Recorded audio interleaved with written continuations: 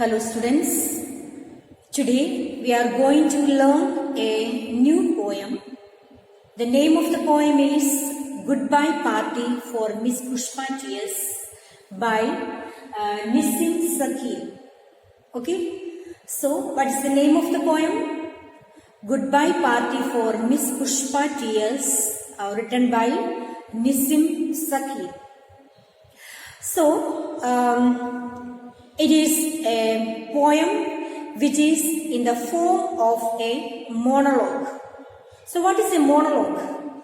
A monologue means a long speech which is given in order to address somebody.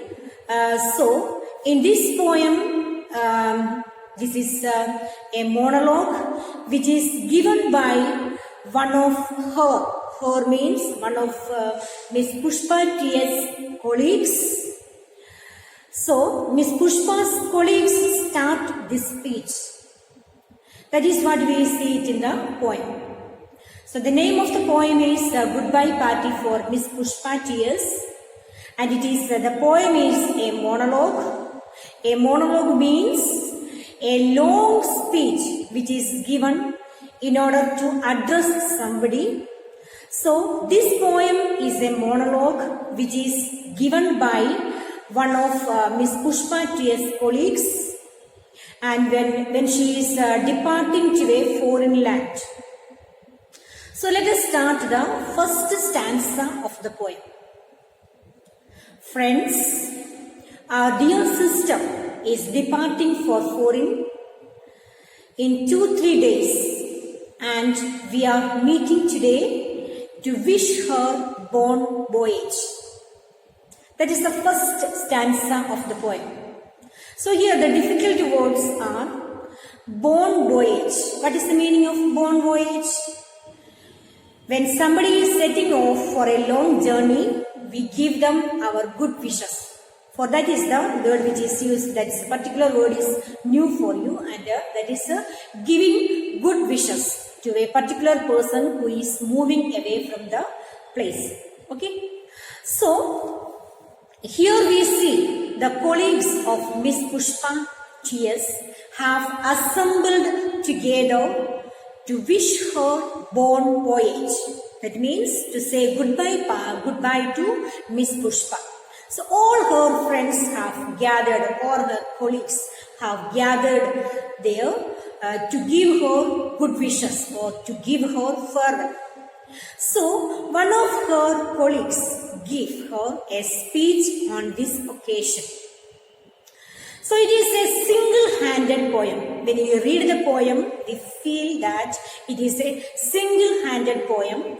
Like a single person says the entire poem. Though there is only one character who gives the speech, but the way the expressions and the character in the poem execute, or it makes a screen that there are many other listeners and speakers in the poem. You see it, when you read the first stanza, the particular person is introducing, one of her colleagues is introducing her friends, our dear sister is departing for foreign. So we see that only one person is saying the whole speech. But there are many listeners and speakers also are sitting there. When you read the poem, we understand that. That is what it is written here.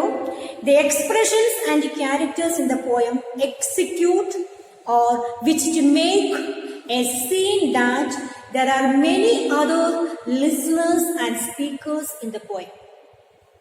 So we move on to the next stanza. You are knowing, friends, what sweetness is in Miss Pushpa. I don't mean only external sweetness, but internal sweetness.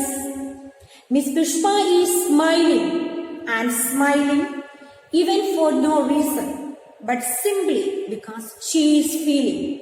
That's the next line. So we read the poem where we get to know that Miss Pushpa T.S., a teacher, she is leaving the school or the particular institution and going abroad, and her colleague have assembled to wish her bon voyage. So he is addressing that, telling the other teachers that you are knowing our friend Miss Pushpa. She is very sweet lady, and I don't mean that it is an external sweetness which he holds, but she has the internal sweetness also. What is the internal sweetness means? She is very gentle, very generous, very kind-hearted. This all hold her to increase her beauty. So here she is leaving the school and going abroad, and her colleagues have assembled to wish her bon voyage. Bon voyage is bidding a farewell when you say them bye and wish all the good wishes for her future. So they have gathered here to wish her farewell and also to wish her all the good wishes. The good wishes with the best of luck and good journey as she is going abroad. So here one among them stands up to give her the speech, the farewell speech. So he describes her as a very sweet person who always has a pleasant smile on her face. What is the sweetness he describes here? In the second stanza, he says that he is very sweet person and who has always a pleasant smile, a very cheerful person. And so obviously when somebody is paying a bid farewell or leaving the institution, you try to memorize the good memories or the good time you have spent with such person. So, what is happening here? Obviously, when somebody is moving away from the institution or your companion one who is moving away from the institution, you always remember the good memories you have spent with that particular person and you try to say the good time or the good memories you have spent with them. Okay, so we move on to the next stanza of the poem. Miss Pushpa is coming from a very high family. Her father was a renowned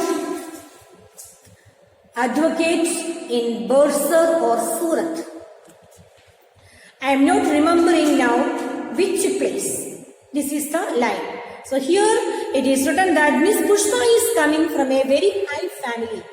So the speaker says that Miss Pushpa comes from a very well-to-do family and her father is a renowned advocate in Surat. And also he remembers that her father was a lawyer and he does not know which place exactly he worked. Maybe in Bursar or in Surat. He doesn't know exactly. I think it is written that I am not remembering now which place it is.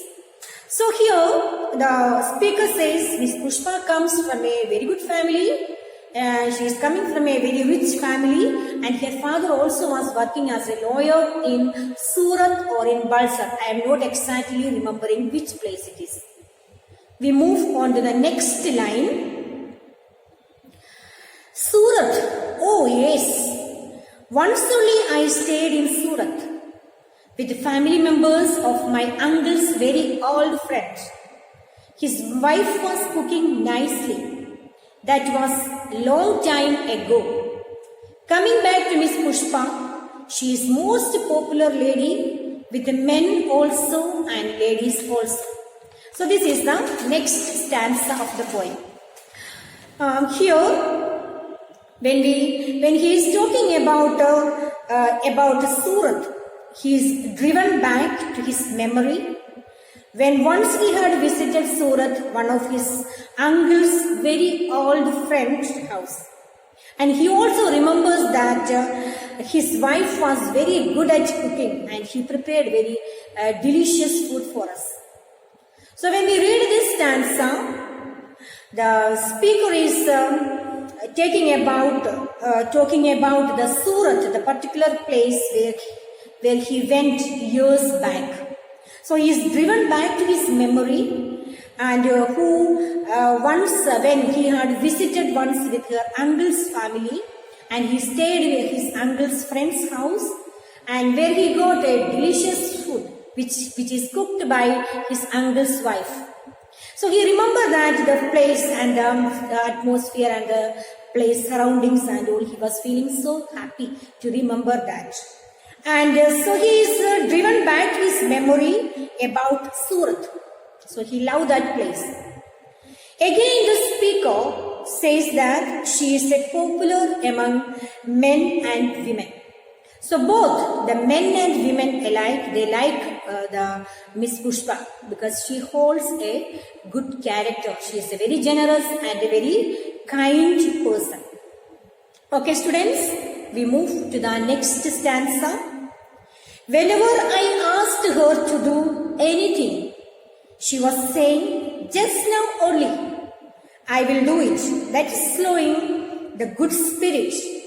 I am always appreciating the good spirit. Okay, so again he praises Miss Pushpa, and he says that whenever she is being given any work or any responsibilities, she always ready to do that. It is written here, she is saying, just now only, I will do it for you. So, he praises Miss Pushpa, saying that he is very generous. She is very generous person. And whenever she is being asked or given any task or any work to do, she does it well. And she, no matter how busy she is, she always says, I will do it right now. So she is very generous enough to help others, and so the speaker appreciates her good spirit. That is what it is written here. I am always appreciating the good spirit of Miss Pushpa. So what made him to say this? What made him to say the speaker that she has a good spirit? Because whenever he was asked anything to do, any help from her, she was ever ready to help him. Okay, that's all, students. Today we have learned the 3 stanzas of this particular poem. It's a very simple poem, very simple English, and I have explained to you the 3 stanzas of this poem. It is a party, a goodbye party for Miss Pushpa. Her colleagues have arranged a goodbye party for Miss Pushpa as she is going abroad. That's the full content. This is the speech taken as the poem. So, dear students, you will be going through the poem once or twice, read it and understand it. Thank you for listening.